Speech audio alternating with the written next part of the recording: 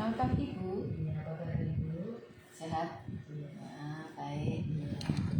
Seperti biasa, pagi hari ini kita akan bincang-bincang tentang tema kita ya. Iya. Hari ini gunakan jantung dan kenali jantung. Nah, Ibu untuk lebih jelasnya silakan ditanyakan tentang tema yang akan kita bahas. Selamat pagi pendengar. Pada pagi ini kita akan bicara tentang kesehatan jantung. Judulnya gunakan jantung dan kenali jantung Anda.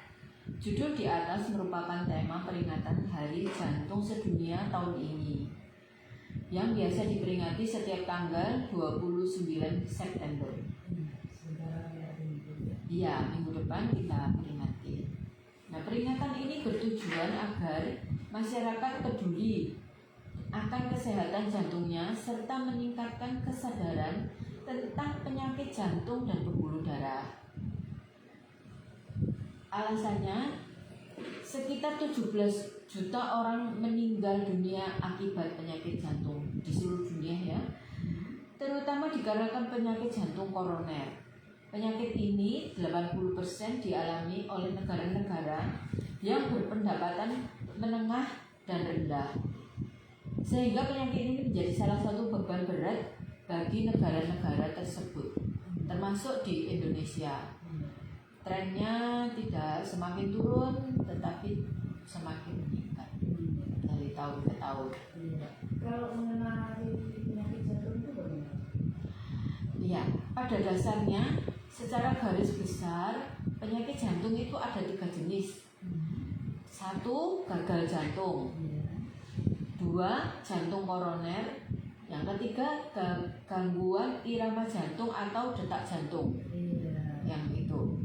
Nah, saya akan jabarkan secara ringkas tentang ketiga penyakit jantung ini. Misalnya gagal jantung.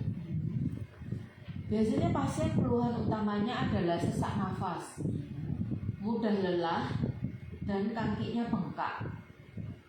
Gejala ini timbul secara bertahap, tidak langsung. Namun ada yang juga timbul secara tiba-tiba.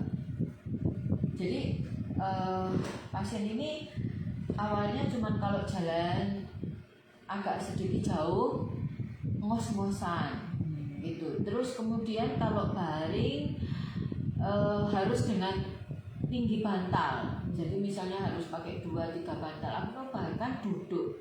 Jadi kalau dia baring pakai 1 bantal sudah sesak nafas, nggak bisa. Jadi harus tinggi bantal. Terus kemudian bengkak di kakinya. Nah, kadang-kadang orang juga berpikir, oh ini bengkak karena terlalu lama berdiri. Gitu.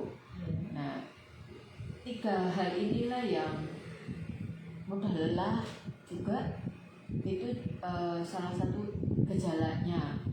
Jadi tiga gejala inilah yang kadang-kadang sangat dominan dirasakan oleh pasien-pasien dengan gagal jantung. Itu Bu. Nah, penyakit-penyakit yang bisa memicu timbulnya gagal jantung adalah darah tinggi yang tidak terkontrol, kemudian kekurangan darah atau anemia yang terjadi dalam waktu yang lama. Misalnya kita tidak sadar nih, kalau perempuan haid banyak gitu, terus kemudian tapi orangnya tidak merasa kok lama-lama pucat gitu. Nah, kalau kekurangan darah ini prosesnya lama, yang dipertaruhkan adalah jantungnya.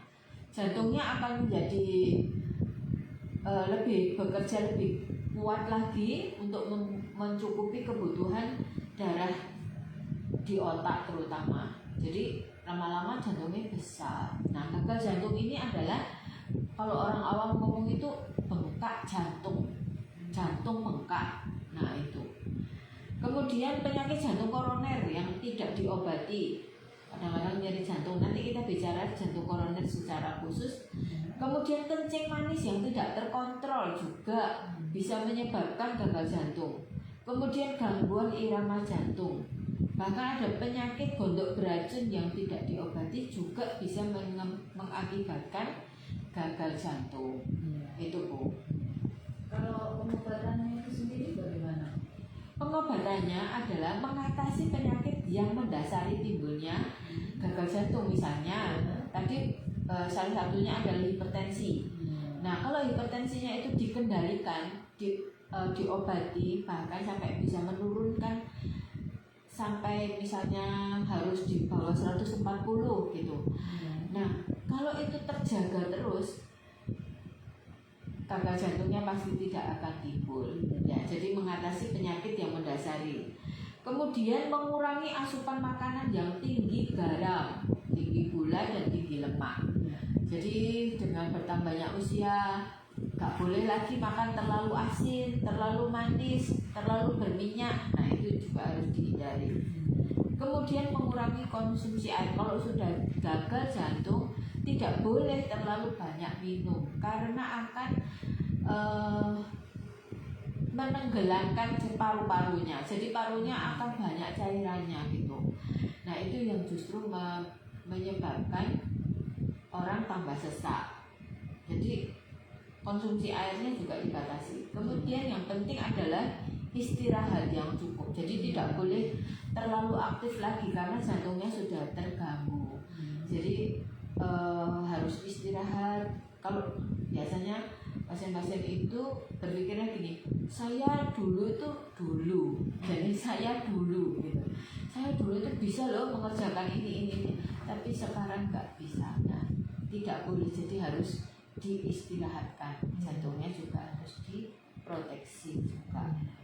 Kalau jantung koroner itu? Nah, berbeda dengan gagal jantung, jantung koroner ini jantungnya tidak bengkak, tetapi gangguannya adalah di pembuluh darah jantung. Jadi jantung sendiri itu ada pembuluh darahnya yang untuk mengasih makan juga. Jantung itu perlu makan, perlu nutrisi, perlu oksigen. Nah, itu ada pembuluh darahnya. Biasanya pada jantung koroner, keluhan utama pasien adalah nyeri dada sebelah kiri, menjalar ke leher dan ke lengan kiri. Tetapi beberapa orang mengalami keluhan seperti nyeri lambung, seperti orang sakit mah. Nah, nyeri ulu hati kadang-kadang. Tapi jadi kadang-kadang dokter juga, pasien datang ini nyeri ulu hati gitu. Terus dokternya tidak berpikir ke sana, nyeri ulu hati plus hipertensi misalnya. Jadi diobati hipertensinya, diobati mahnya, tapi kita tidak lupa untuk mengontrol jantungnya, apakah gimana riwayat kolesterolnya gitu. Jadi harus diperiksa juga hipertensi, dengan nyeri lambung harus diperiksa kolesterolnya. Nah, kolesterolnya ternyata tinggi. Nah, harus dilanjutkan pemeriksaannya dengan rekam jantung gitu. Keluhan ini, keluhan nyeri dada kiri, menjalar ke leher dan lengan kiri atau nyeri ulu hati, keluhan ini timbul setelah melakukan aktivitas berat. Misalnya nyampul. Kalau ibu rumah tangga mungkin habis ngepel, nyapu, ngepel, nyuci nggak pakai mesin, nyuci tangan, gitu ya. Nah, kemudian emosi yang tidak terkontrol, marah-marah, gitu ya.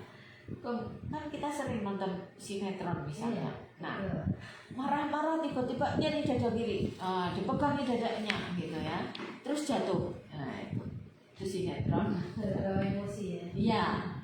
Kemudian, nah ini juga mengejan, nggak boleh. Pasien-pasien jantung koroner itu mengejan, nggak boleh.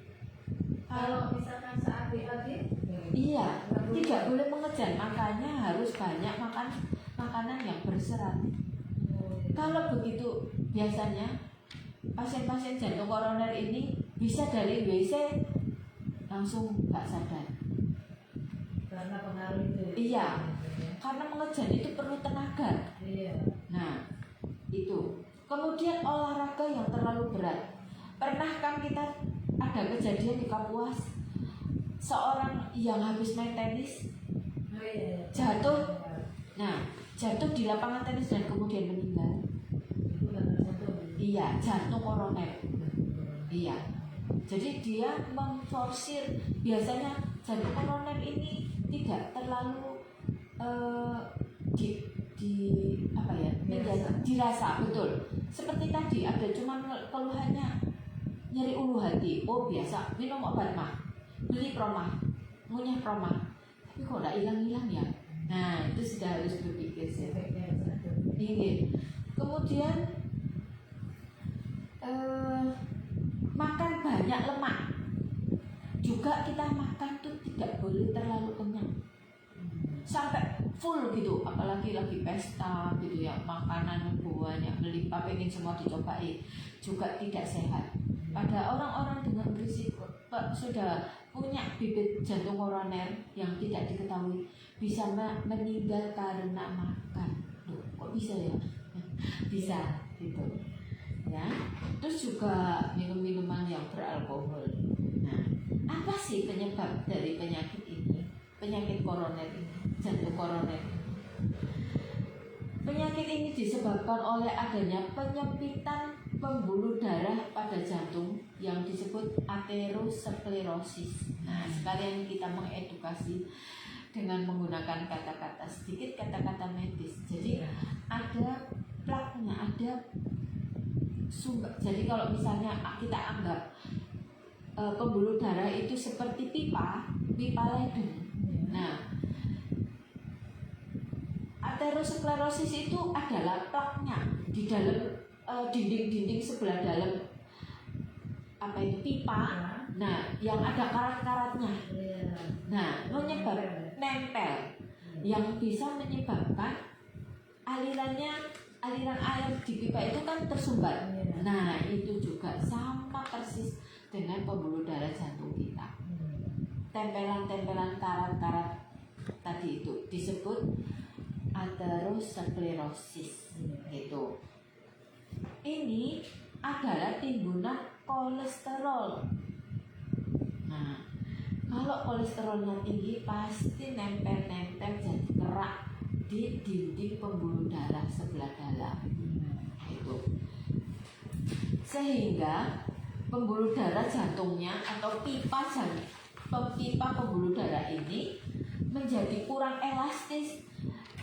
Pembuluh darah itu dindingnya itu elastis, jadi seperti bisa ditiup gitu, jadi bisa melebar, bisa menyempit gitu, jadi elastis. Nah, kalau ada plaknya menjadi kurang elastis, tidak bisa melebar gitu, kemudian mempersempit pembuluh darah, pasti seperti kerak-kerak yang ada di pipa ledeng itu menyempitkan pembuluh darah kita ya. Keadaan ini mengakibatkan aliran darahnya tidak lancar. Seperti pipa ledeng tadi, aliran airnya menjadi tidak lancar. Sehingga akibat yang lain adalah kalau darah tidak lancar, suplai oksigen dan zat makanan ke jantung juga terganggu. Nah, itu yang menyebabkan kalau suplai oksigennya, makanannya ke jantung itu terganggu, jantung itu perlu oksigen karena kerja jantung itu luar biasa. Satu-satunya organ yang tidak pernah istirahat, dalam arti betul-betul berhenti, adalah jantung. Sejak kita masih janin sampai kita dewasa tua, kalau berhenti ya mati kita. Nah, itu adalah otot jantung adalah otot yang paling bekerja luar biasa, gitu Bu. Oke Ibu, sebelum kita berlanjut dengan pembahasan masalah jantung, kita rehat sejenak untuk mendengarkan